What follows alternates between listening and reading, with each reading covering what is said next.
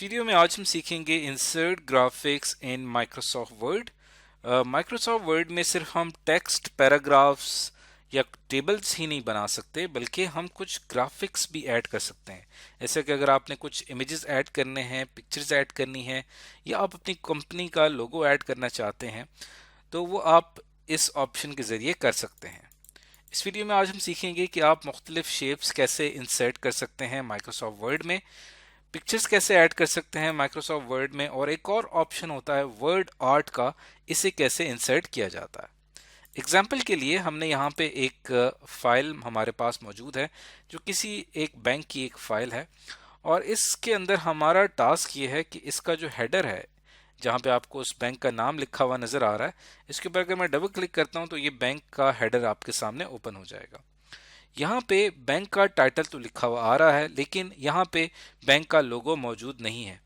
तो अगर मैं यहाँ पे लोगो ऐड करना चाहता हूँ तो उसका क्या तरीका होगा कि यहाँ पे मैं क्लिक करूँगा, इंसर्ट पे क्लिक करूँगा, और फिर यहाँ पे आपके पास एक ऑप्शन आपको नज़र आएगा पिक्चर्स का।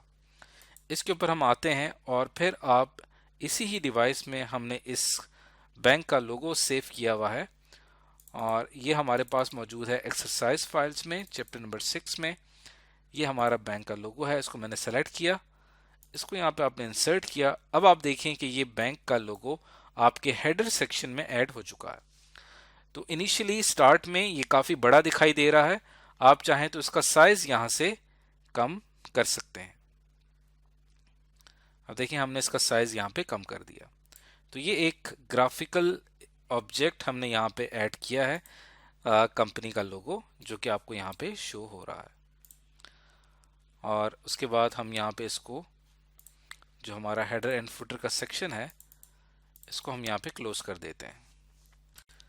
तो फाइनली ये हमारा बैंक का लोगो साथ शो हो रहा है, साथ उसका नाम शो हो रहा है, और साथ में फिर आगे की इंफॉर्मेशन शो हो रही है। तो एक हमने एक सिंपल सी एग्जांपल ली कि आप कोई इमेज कैसे ऐड कर सकते हैं। इसको हमने हेडर में ऐड किया है, वैसे आप अपने इस पूरे डॉक्यूमेंट में कहीं पे भी इमेज ऐड करना चाहें कर सकते हैं। अब आप देखें कि हेडर में ये इमेज बार बार आपको हर न्यू पेज पे आपको शो हो रहा है।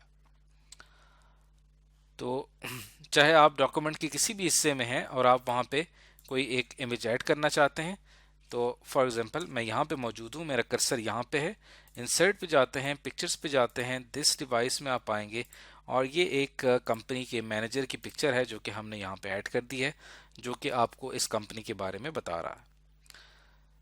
तो और अब हम चलते हैं नेक्स्ट ऑप्शन की तरफ। अगर आपने अपने किसी डॉक्यूमेंट में शेप ऐड करनी है तो वो आप किस तरह से करेंगे। इंसर्ट पे क्लिक करेंगे और यहाँ पे आपको एक ऑप्शन नज़र आ रहा होगा शेप्स का, इसके ऊपर मैं क्लिक करता हूँ। तो यहाँ पे आपके पास बहुत सारी शेप्स मौजूद हैं, lines, rectangle, basic shapes, block arrows, equation shapes, flow chart.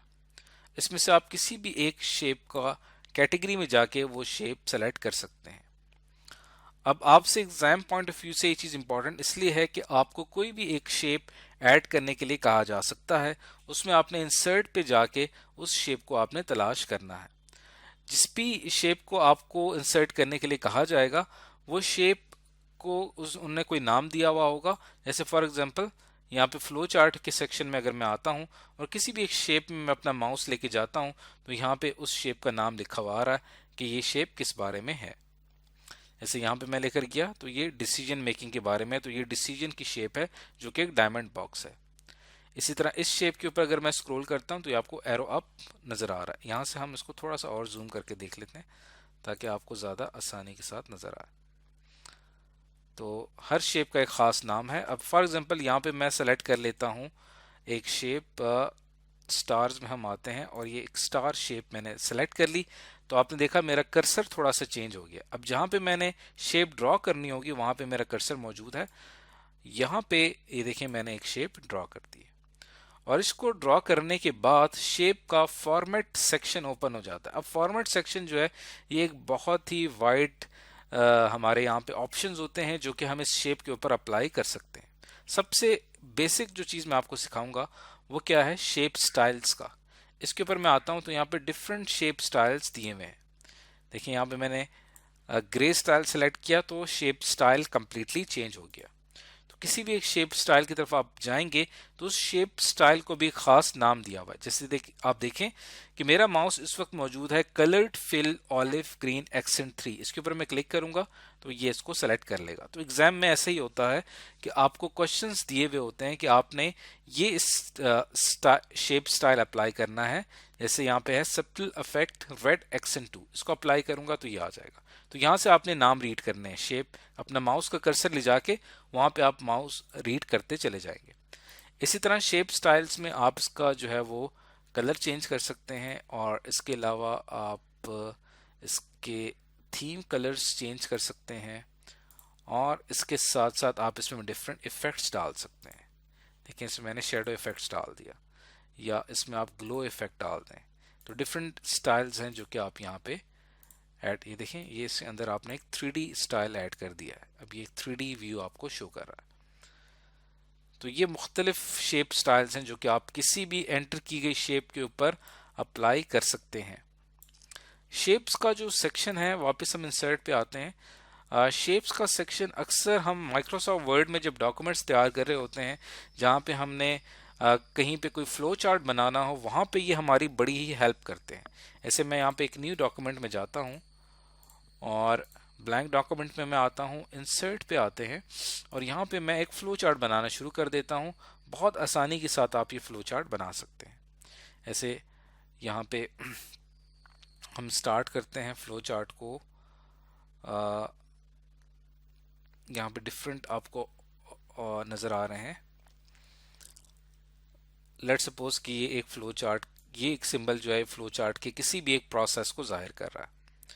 उसके बाद इस शेप से हम क्या करते हैं कि इंसर्ट करते हैं एक और शेप में, यहाँ पे ऐड करता हूँ लाइन शेप। लाइन शेप क्या करेगी, कनेक्ट करेगी दो शेप्स को। तो यहाँ पे मैंने एक लाइन शेप ऐड कर दी, और इसके भी डिफरेंट शेप स्टाइल्स हैं जो कि आप अप्लाई कर सकते हैं, जो कि मैंने अभी आपको समझाए थे। फिर मैं इंसर्ट पे आता हूँ और फिर शेप्स में आप आते हैं, और फिर यहाँ पे आपके पास एक डिसीजन बॉक्स है जो कि आपने इस लाइन के साथ कनेक्ट कर दिया। तो इस तरह देखा कि दो शेप्स मेरे पास थी, दोनों शेप्स को आपस में मैंने कनेक्ट किया है। इसी तरह आगे फिर से आप इंसर्ट करके शेप्स में जाके यहाँ पे मज़ीद लाइंस ड्रॉ कर सकते हैं और इसके साथ मज़ीद शेप्स कनेक्ट कर सकते हैं। तो पूरा एक थॉट प्रोसेस या एक पूरा एक स्टेप बाय स्टेप प्रोसेस आप समझा सकते हैं किसी को इस फ्लो चार्ट के ज़रिए, कि पहले ये स्टेप होगा, उसके बाद ये स्टेप होगा, और उसके बाद फिर आगे के स्टेप्स होंगे।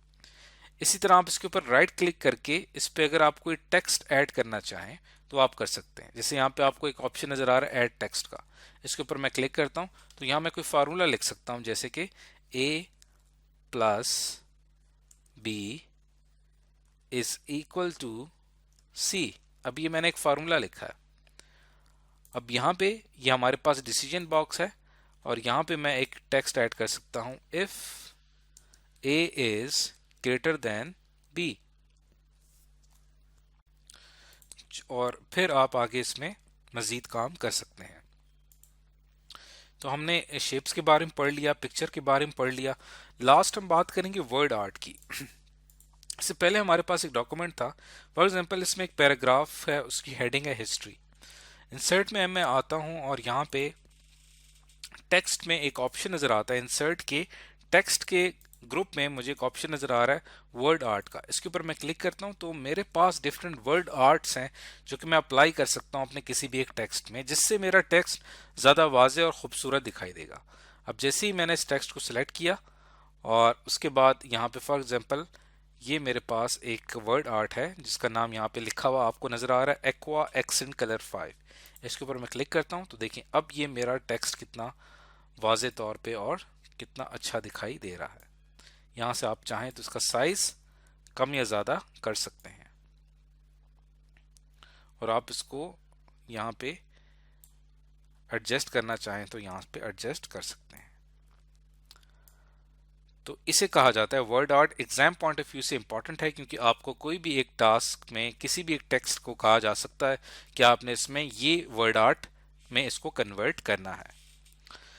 तो आज की इस वीडियो में हमने डिफरेंट ग्राफिक्स के की एग्जांपल्स देखी हैं शेप्स, पिक्चर्स, वर्ड आर्ट की। आप मजीद प्रैक्टिस कर सकते हैं इंसर्ट में आके।